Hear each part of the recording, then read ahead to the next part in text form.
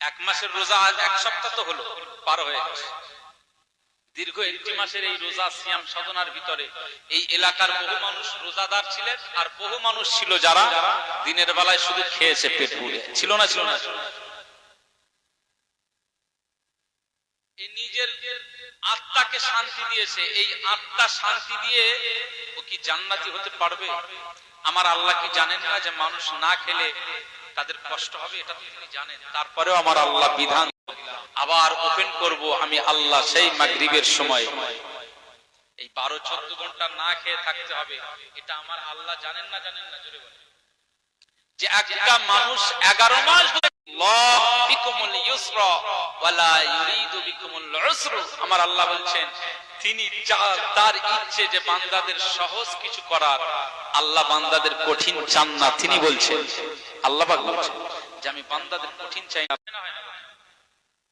দুনিয়ার এই সিস্টেম আমরা মানতে পারি, আল্লাহর সিস্টেম মানতে আমাদের কষ্ট হয়, আফসোস পেয়ে যায়। আল্লাহ, যদি পুলিশ আমাদেরকে ওই জায়গায় দাঁড়াতে বলে আর আমরা যদি না দাঁড়াই, বলুন কেস খেতে হবে না? হবে না?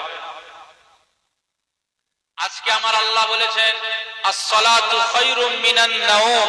মুয়াজ্জিনকে বলে দিচ্ছে যে তুমি বলে দাও। মুয়াজ্জিন বলছে আস-সালাতু খায়রুম মিনান নাওম।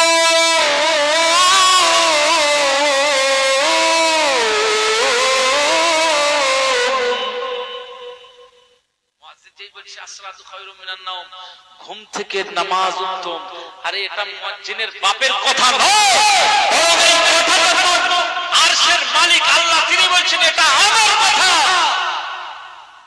যে ঘুমের থেকে নামাজ উত্তম। তোমরা ভোরবেলা উঠে পড়বে আর এই ফজরের নামাজ আদা করবে। মনে রাখতে হবে ভোরবেলাতে জান্নাতের একটু জান্নাতি বাতাস পাওয়া যায়, জান্নাতের দরওয়াজা অন করা হয়। তো এই জান্নাতের বাতাসগুলো দুনিয়াতে আমি আল্লাহ দান করে দিই। একবার জোরে বলুন সুবহানাল্লাহ।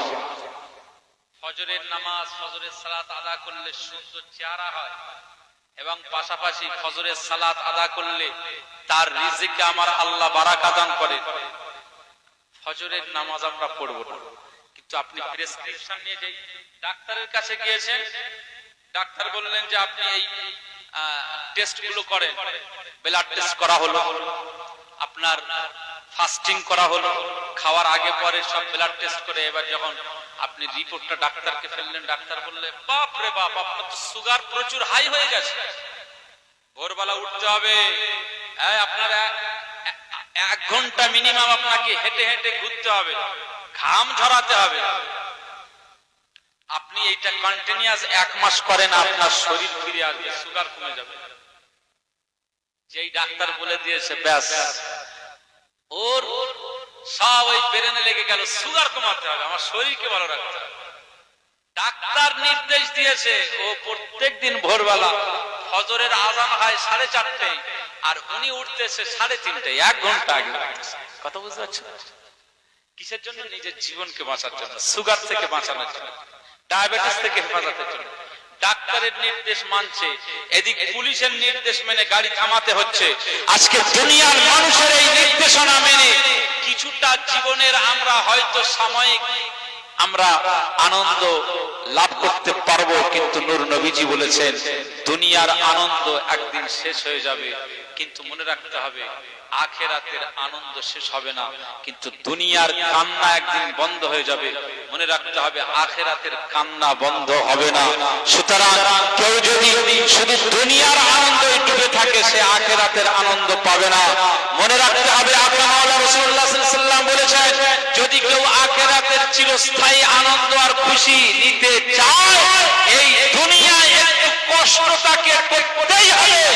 যে উম্মত আমার, যে উম্মত এই দুনিয়াতে একটু কষ্ট আর পরিশ্রম করেছে, অবশ্যই আমার আল্লাহ তাকে আখিরাতে চিরস্থায়ী আনন্দের জায়গা জান্নাতি হিসাবে তাকে কবুল করে নিয়েছে। একবার জোরে বলুন সুবহানাল্লাহ।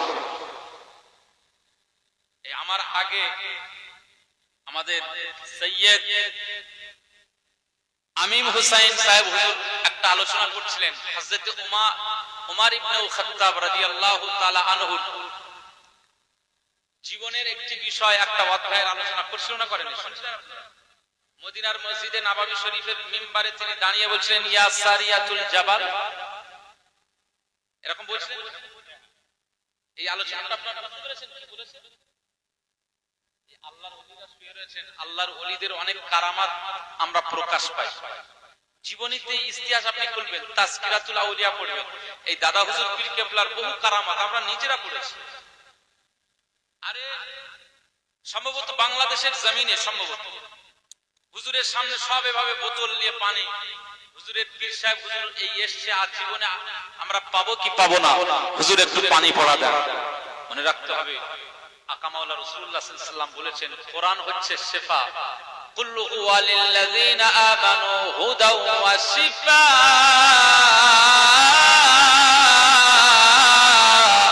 আমার আল্লাহ কোরআনকে শিফা করেছেন, একবার জোরে বলুন সুবহানাল্লাহ।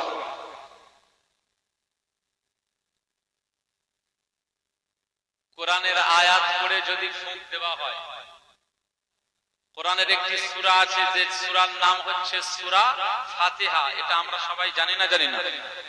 এর আরো কয়েকটি নাম আছে, একটা নাম হচ্ছে সূরা সাবে মাসানি, আর একটা নাম হচ্ছে সূরাতুশ শিফা, আর একটা নাম হচ্ছে সূরাতুল উম্মুল কোরআন। এভাবে এক একটা করে নাম আছে না নেই? এই সূরাটার প্রায় 7টা নাম আছে, একটা নাম হচ্ছে সূরাতুশ শিফা। মুসলমানের ছেলেরা, এই উম্মাতুল মাতিরা খুব খেয়াল করে শোনো, আল্লাহ নবীজি দুনিয়ার মানুষ হাবিবুল্লাহকে, নবী জনাবে মুহাম্মদ রাসূলুল্লাহকে সাল্লাল্লাহু আলাইহি ওয়াসাল্লাম বলেছেন, কেউ যখন বিপদে আপদে পড়ে যাবে, পেটের যন্ত্রণা, শরীরের অনেক রোগশোক হয়ে যাবে, তার শরীরের রোগশোক ব্যথা যন্ত্রণা থেকে যদি হেফাজত বা শিফা পাওয়ার আশা আকাঙ্ক্ষা করে, তাহলে সে যেন ওযু করে নেয়, আউযু বিল্লাহ বিসমিল্লাহ পড়ে সূরা ফাতিহা পড়ে নেয়। একবার নয়, 3 বার পড়ুন, 7 বার পড়ুন, 11 বার পড়ুন। এই সূরা ফাতিহা যদি আপনি 3 বার, 7 বার, 11 বার পড়ে আপনি যদি পানিতে ফুঁক দিয়ে দেন, এই পানিতে ফুঁক দেওয়ার কারণে ওই পানিটা আপনার মেডিসিন হয়ে যাবে।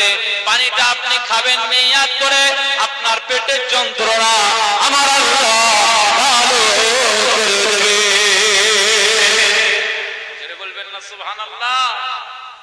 বাংলাদেশের জমিনে দাদা হুজুর কিবলা গিয়েছে, সম্ভবত বাংলাদেশের জমিনের ঘটনা।